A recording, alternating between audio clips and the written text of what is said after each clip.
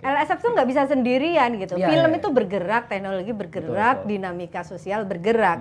Maka LSF nggak bisa dengan kacamata yang sama terus-menerus melihat perubahan itu kan. Ada iklan layanan masyarakat saya yang waktu itu tagline-nya kena sensor juga.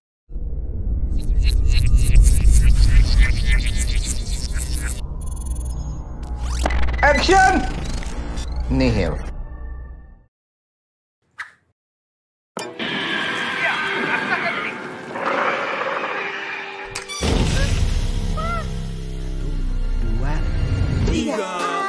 Tontonlah film sesuai umurmu. Action! Nihil. Oke, sahabat sensor mandiri, kembali lagi bersama saya Joseph Samuel. Hari ini kita kedatangan tamu salah satu kartininya LSF. Siapa dia, bagaimana dia bisa ada di LSF, dan apa perannya, kita akan sama-sama bahas. Mbak Wiwit! Yeay! Kekinian. Besti. BT. Mbak Wit, nama aslinya kan agak panjang ya. Tri Widyastuti. Setianingsih. Setianingsih gitu kan. Setia. Insya Allah. Ah, mantap. Panggilannya Wiwit. Oke. Mbak Wiwit ini kan sebelum di LSF nih historinya banyak ya. Kan movie maker juga, kemudian juga tenaga pengajar ya, dosen ya di bidang perfilman gitu. Boleh nggak sih ceritain perjalanan hidup Mbak Wiwit dari movie maker dulu atau dosen dulu? Filmmaker dulu. Oh iya, filmmaker sorry. dulu. Filmmaker, dosen, kemudian ke LSF. Monggo. Ini kita udah mulai loh Mbak Wit. Oh, udah mulai. Oke, selamat Pagi, siang, siang, sore, pagi, malam. siang, sore, malam buat sahabat sensor dan semua yang menyaksikan. Oke, aku apa saya? Ya aku lah. Aku lebih familiar Atau di gue itu kayak teman kita yang podcast sebelumnya tuh. Jangan ngomongnya gue dong, gitu. jangan dibahas. Oke, saya lebih familiar dengan Wiwit Setia ya kalau di film gitu ya. Mungkin biar singkat, dulu bahkan ada yang di poster itu nama saya disingkat Wiwit S gitu, mungkin kepanjangan. Jadi ya Wiwit Setia kalau di filmmaker. Saya tuh memang dari kecil sudah ya udah berkesenian pada dasarnya gitu ya. Di Jogja, saya kecilnya di Jogja, berkesenian tuh udah dari kecil terus sampai jatuh cinta lah sama film gitu ya. Dan saya waktu itu memutuskan untuk menseriusi film ini. Jadi saya pindah ke Jakarta, saya sekolah di bidang film dan TV, ya di FFTV IKJ gitu ya. Nah dari saya jadi mahasiswa, saya itu memang udah bikin film, ya film pendek, film dokumenter, dokudrama, video klip dulu yang video klip tuh ini banget lah. Dulu. Karena memang tugas ya. Tugas. Gitu terus sama iklan layanan masyarakat gitu ya. Jadi memang kemudian baru tahun 2000 itu pertama kali saya membuat layar lebar gitu. Judulnya? Dulu memang nggak banyak yang bikin layar lebar zaman itu. Judulnya harus ngeliat kamu ini. Apa tuh? Aku ingin menciummu sekali. Mimisa nanti. Ya yang main Lulu Tobing waktu itu. Itu film pertama saya dengan Gari Nugroho. Kemudian ya seterusnya akhirnya bikin film layar lebar terus gitu ya. Ya pengalaman saya syuting itu ya banyak di banyak tempat ya ada di pedalaman, di Wamena, di Lamalera, di banyak lah pedalaman, di gunung, di laut, di darat gitu, di udara juga ya syuting gitu. Kemudian dari film-film itu ya ada yang meraih box office, ada yang dinominasikan dan dapat penghargaan dalam atau luar negeri, ditayangkan di dalam atau di luar negeri gitu ya. Jadi pengalaman film di situ. Kemudian saya juga membuat International Film Festival, masuk dalam penyelenggaraan film festival, ada GFest ya, Jakarta International Film Festival sama British Film Festival BFF ya, yang diselenggarakan oleh British Council ya. Nah, itu festival. Dari festival itu saya mendapatkan beasiswa untuk magang di Sydney Film Festival (SFF) di Australia. Sekaligus memperdalam ilmu manajemen film saya di AFTRS, itu Australian Film Television and Radio School. Jadi sekolah film di Australia itu yang paling gede untuk film ya gitu. Jadi backgroundnya pendidikan memang film, pengalamannya film, film dan festival. Kemudian akhirnya mengajar di film juga. Ya kekhususannya manajemen produksi film panjang, film pendek gitu ya. Kalau ngomong manajemen film gitu tuh, itu apa sih Mbak? Maksudnya apakah itu yang bikinnya? Nah kan kita dengar katanya manajemen perfilman, itu maksudnya seperti apa? Departemen sebenarnya departemen produksi ya. Di sana ada produser, co-producer, line producer, manajer produksi gitu ya. Jadi film itu kan ada manajemennya, ada kreativitasnya ya. Kalau kalau kayak penyutradaraan, kemudian suara, pengambilan gambar itu kreativitasnya. Ya lebih ke kreativitasnya ya. Kalau manajemennya ini membuat si kreatif ini untuk bisa melakukan tugasnya. Biar kreativitas ini bisa mencapai goal seperti yang diinginkan gitu ya. Jadi perencanaannya gitu. Perencanaan. Gimana film ini akan dibuat di mana. Jadi siapa yang memainkannya, siapa kru yang membuatnya gitu. Itu ya. Menarik ya. Ya, dari perencanaan sampai goal, sampai filmnya jadi, sampai editing, sampai gitu. Sampai ditayangkan gitu. Berarti pengalamannya ini membawa Mbak Wiwit ke banyak tempat di dalam negeri maupun di luar negeri. Seru kayaknya. Ya tentu aja gitu ya, kayak ya film itu kan melayani apa yang ada di skenario. Kalau skenarionya bilang syutingnya di Wakatobi, ya udah kita mau nggak mau ke sana gitu ya, ke Labuan Bajo gitu, Suku Bajo. Kemudian misalnya yang Habibie Ainun gitu ya, Pak Habibie sekolahnya di Jerman ya, otomatis kita harus ke Jerman gitu ya. Dari risetnya, riset visual, riset literatur, riset apa aja, kita melakukan research dulu gitu. Baru belum syuting nih, masih jauh dari syuting. Jadi yang persiapan dulu. Terus ya demikian juga waktu Kartini itu kan itu syuting di Belanda ya, mau nggak mau ya kita harus ke Belanda gitu. Asik ya jalan-jalan ya. Kurang lebih gitu. Oke, Mbak Wit, pengalaman di di filmmaker, kemudian dapat pelatihan di luar negeri, kemudian ngajar juga ya, karena mungkin passion berarti ya. Terus bisa tiba-tiba ke LSF, Lembaga Sensor Film. Itu bagaimana? Kita kan nggak ketemu ya pada saat Fit and Proper. Enggak, kita beda. Ya? Karena nama saya kan T ya, jadi paling belakang Fit Proper Testnya ya.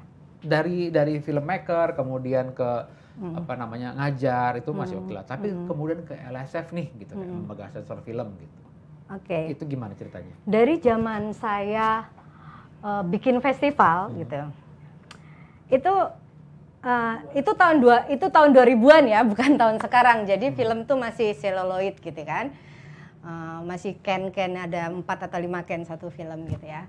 Jadi setiap film yang akan diputar itu mendapat catatan, mendapat STLS. Ya, surat tanda lulus sensor.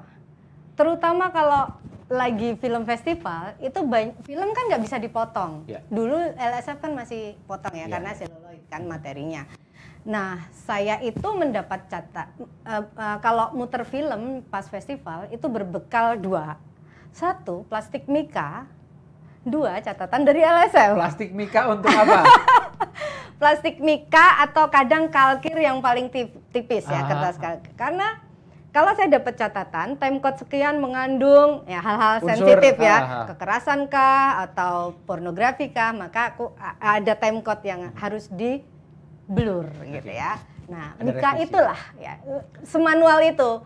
Saya harus naik ke projectionist, kalau di bioskop kan ada yang di belakang cahaya itu ya, itu saya naik ikut ke atas berbekal catatan sama plastik mika, pas di timecode itu maka saya akan blur. Jadi dari atas saya manual banget ya. Tuh penonton bilang gitu.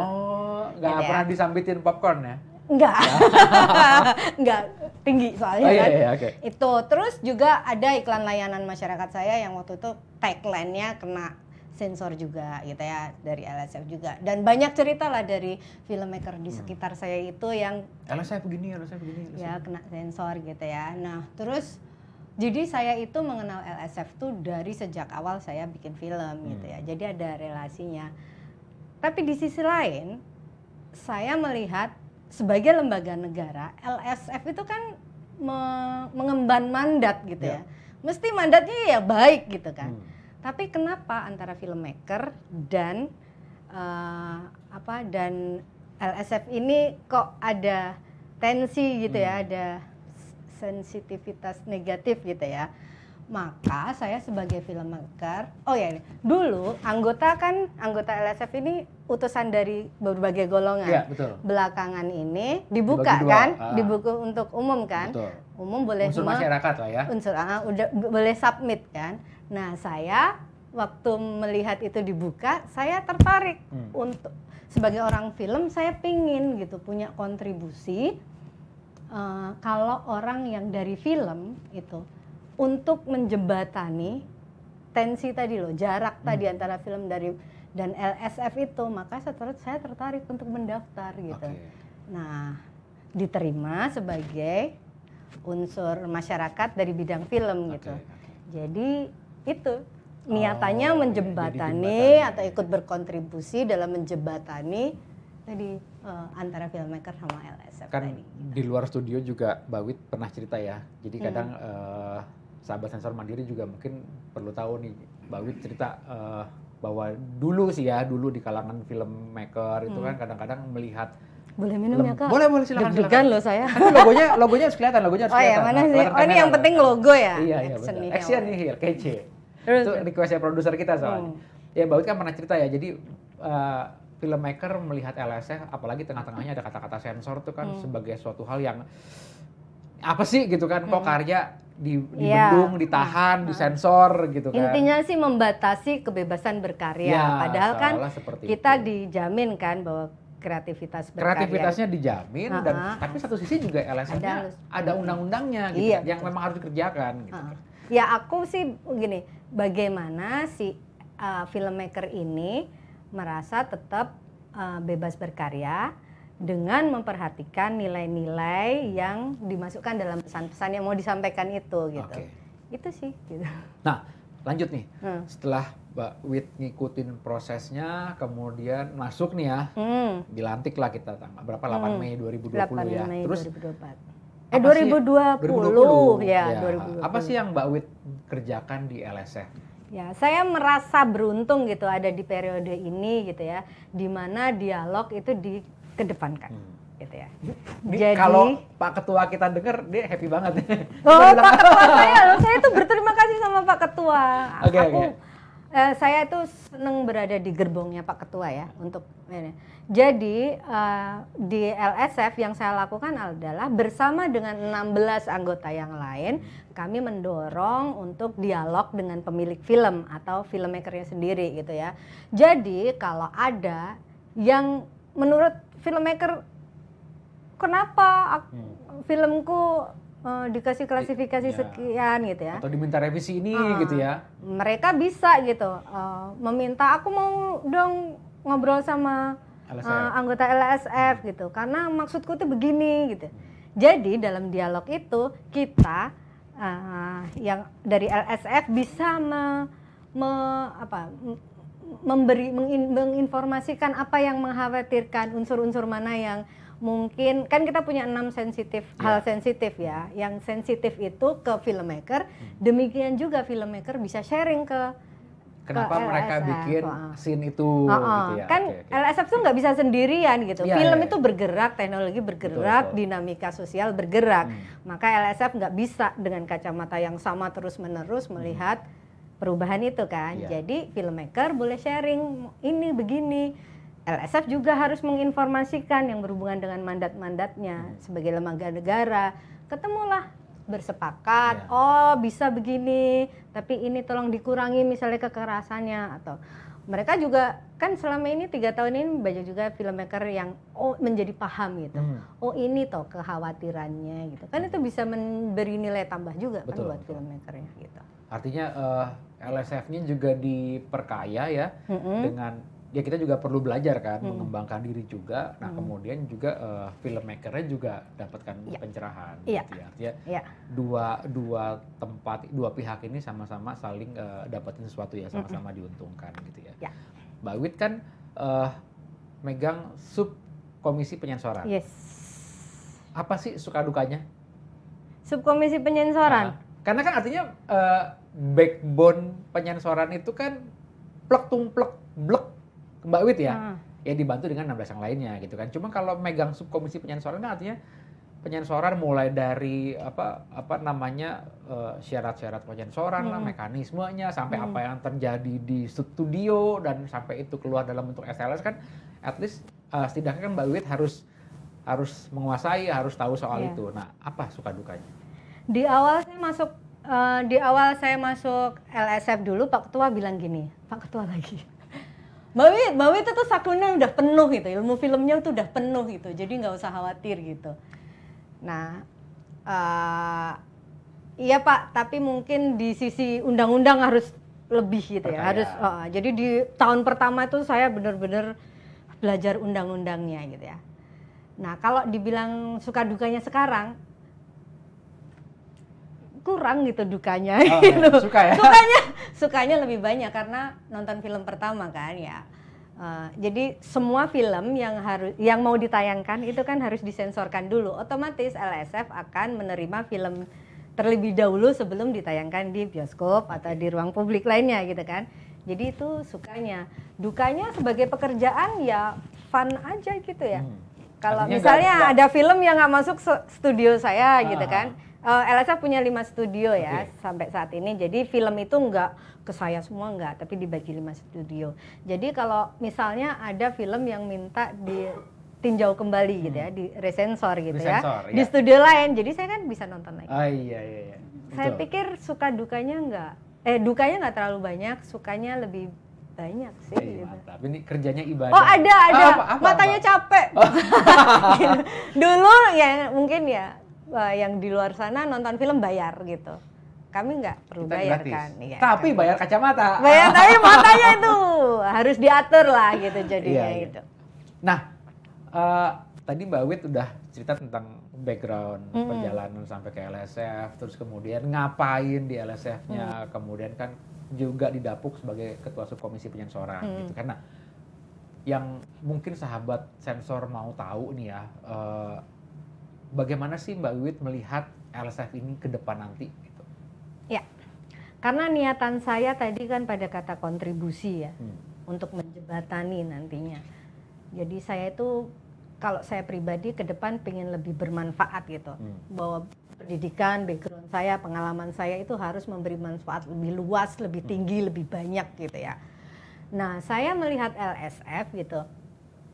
LSF itu kan nggak bisa sendirian, dia ada dalam ekosistem perfilman gitu ya.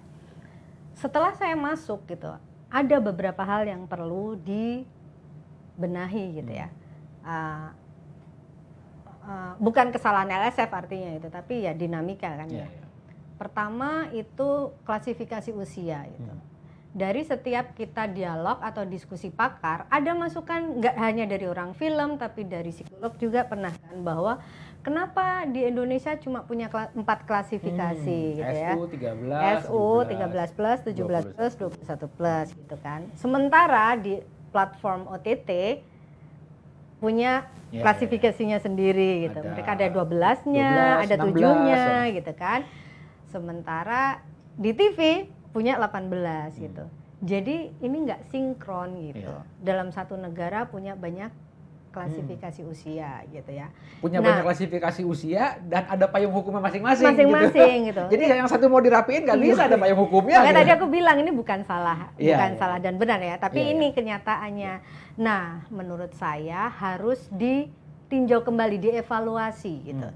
Sebenarnya klasifikasi yang sekarang ini atau sampai ke depannya ini seperti apa itu. Biar satu negara nggak punya arah yang beda-beda gitu kan. Jadi kita bisa fokus, klasifikasi yang tepat misalnya ini. Kalau misalnya ternyata yang tepat yang 4 tadi ya nggak apa-apa, tapi mungkin perlu ditinjau ulang. Itu satu. Yang kedua adalah budaya sensor mandiri. Namanya juga budaya gitu ya. Budaya itu kan harus kontinu, ya. lama itu kan. Nah, menurut saya budaya sensor mandiri itu harus digerakkan lebih masif gitu. Kita gitu ber-17 gitu harus mengedukasi masyarakat dalam memilah dan memilih tontonan sesuai klasifikasi usia. Ini kurang masif gitu. Kita perlu semua stakeholder ikut berpartisipasi. Kerja sama-sama nih berarti. Benar itu ya LSF ke depan menurut saya. Itu tentu saja banyak kerjaan yang lainnya tapi yang mungkin yang lebih saya tekankan 2 itu dulu. Menurut Mbak Wit ke depannya kata-kata LSF kan ada kata-kata lembaga sensor film ya. Maksud saya yang mau aku tanya adalah masih relevan nggak sih pakai kata sensor film untuk kedepannya? Ini ngomong soal word ya, maksudnya wording ya, maksudnya kata-kata. Enggak, saya enggak. Bahkan tapi di teman-teman film sendiri sebenarnya sudah tahu gitu ya, bahwa sensor itu udah nggak tepat klasifikasi usia atau kategori usia mana yang mau dipilih gitu ya, itu lebih tepat sebenarnya gitu. Dan di banyak negara juga sudah menggunakan klasifikasi usia atau kategori usia itu ya. Tapi ternyata merubah kata sensor itu kan harus panjang kali lebar. Undang-Undang Film 33 2009 itu ya, harus ke sana gitu. Jadi mungkin itu bisa menjadi ya saya harap bisa menjadi perhatian yang mengubah. Ya, concern bersama yang lah kebijakan, ya. Betul. Yang membuat kebijakan ya untuk menjadi bahasan gitu ya. Jadi, segera. Gitu. Jadi ini yang sahabat sensor mandiri atau movie maker, filmmaker atau semua orang yang juga harus tahu karena LSF itu kan ada payung hukumnya undang-undang perfilman sehingga kata-kata sensor itu tetap ada selama undang-undangan bilang seperti itu. Tapi prakteknya ya kita melakukan klasifikasi usia gitu. Jadi ya kita juga melihat bahwa film itu kan seni ya. Jadi nggak mungkin sembarangan kita potong atau revisi gitu. Iya. Plek-ketiplek gitu nggak bisa. Mbak Wit, ya. terakhir tadi kan udah LSF ya. Nah sekarang balik lagi nih soal industri film. Bagaimana sih Mbak Wit melihat industri film ke depan? Ini kan kemarin kita sempat pandemi ya, pandemi. Kemudian sekarang nih masa-masa kita keluar dari pandemi. Nah Mbak Wit melihat bagaimana industri film di Indonesia ini ke depannya? Oke, saya memulai dengan potensi penonton film Indonesia gitu ya. Kita punya penduduk 270 juta. Yang nonton film dalam 1 tahun itu 50 sampai 55 juta gitu ya. 2009 itu 52 juta gitu ya. Nah, melihat dari potensi penonton filmnya, artinya penduduk Indonesia ini kan potensial untuk menonton film itu masih sangat besar sekali gitu. Jadi kalau gitu kita bisa melihat potensi itu dan menggunakan potensi itu, film Indonesia itu sangat berpotensi untuk menjadi sangat besar gitu ya. Nah, untuk menuju ke sana perlu langkah-langkah gitu ya. Langkah-langkah menyusun strategi yang baik, yang jelas gitu. Indonesia mau kemana nih? Filmnya mau dibawa kemana gitu ya. Nah, ekosistem tadi, stakeholder yang ada dalam ekosistem perfilman itu harus bersama-sama nih. Kalau sudah ditetapkan ini strateginya, maka ini harus ada dalam perahu yang sama, mendayung bersama untuk mewujudkan strategi itu gitu. Tapi itu tadi harus bikin strateginya dulu gitu ya. Apa strateginya, goalsnya mau apa? Nih kita punya potensi besar sekali nih gitu. Kan kita lihat ya film-film Hollywood aja sudah selalu menyebut gitu Indonesia, Jakarta, Bali, menggunakan artisnya untuk untuk memanfaatkan potensi penonton yang sangat besar ini di Indonesia gitu. Kita punya itu, jadi potensi untuk menjadi film yang besar itu gede banget. Iya. Bahkan negara lain aja ngelihat kita ya, masa kita nggak ngelihat potensi kita sendiri, itu sayang banget. Kalau kita lihat Mbak Wit tahun lalu kan film nasional lah ya, kan film horor itu cukup banyak ya. Tahun ini juga awal-awal tahun kita kan lihat ya di materi sensoran yang kita terima di studio kan juga lumayan. Studio kita jadi horor ya. Setiap hari jadi ada banyak film horor. Nah, ada film horor. Mbak Wit kira-kira melihat nggak di 2023, 2024 apakah masih akan jadi tren atau ini menurut penerawangan Mbak Wit ya gitu kan. Nggak bicara soal benar atau salah atau apa, tapi menurut penerawangan Mbak Wit apakah masih jadi tren atau mungkin film-film yang drama sedih-sedih gitu ya, atau mungkin malah yang lucu-lucu, kira-kira trennya kayak gimana? Kalau tren film ke depan itu emang susah dibaca, tapi horor akan tetap ada gitu. Dan menurut saya nggak, horor tuh ada nggak apa-apa gitu, karena itu warna ya. Gitu. Dari genre itu ada tempatnya horor itu. Gitu. Dan punya penontonnya juga. Punya penonton. Yang loyal. Yang loyal. Bener. Karena gini, horor tuh ya, saya nggak mau lihat setan gitu. Saya yakin, ya, nih mau nggak lihat hantu, enggak kan gitu. Produser nggak setan. Tapi horor itu memberi pengalaman gitu.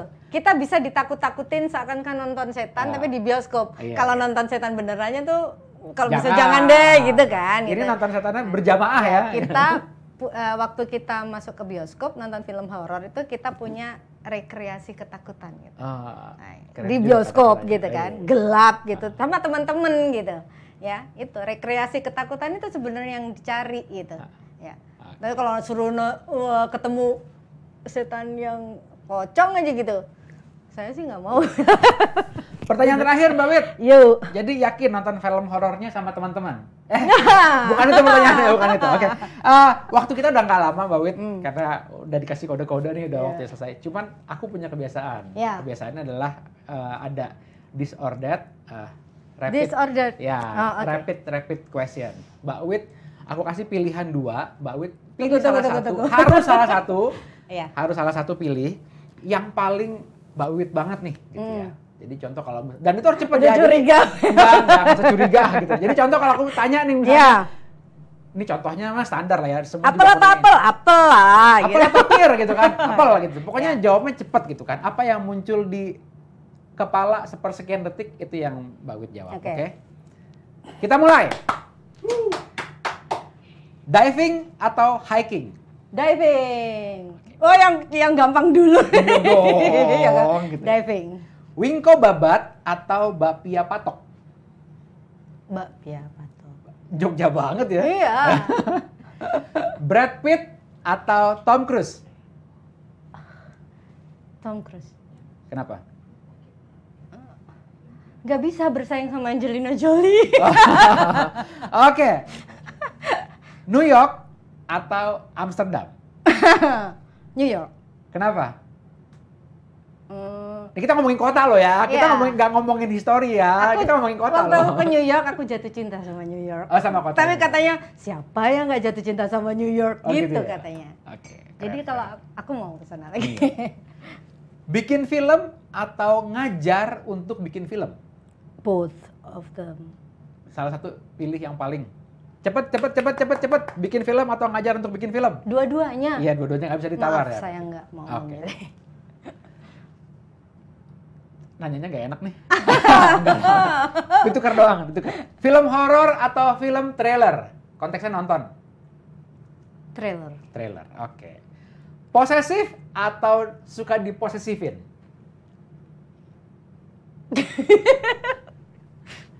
Cepet.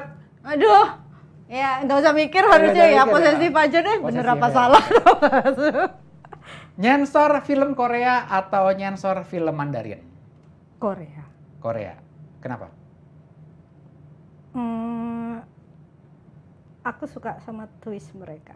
Oh, plot twistnya. Iya, plot twistnya suka. Oke, lanjut. Terakhir, cowok bule apa cowok lokal? Lokal. Yakin. Mbak Wit, thank you udah join bersama kita. Keren banget nih diskusinya seru ya. Jadi ya inilah podcast Action Nihil. Jadi kita kenapa namanya Action Nihil gitu? Bukan berarti nggak ada actionnya ya, nihilnya nol, bukan, tapi ya ini actionnya kita. Nah, nihil itu bicara soal yang ini nggak ada potongan gitu. Apa yang terjadi di sini itu yang di blast. Sekali lagi makasih buat Mbak Wit.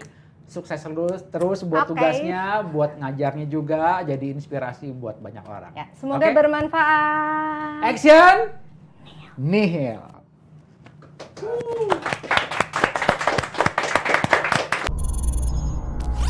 Action! Nihil.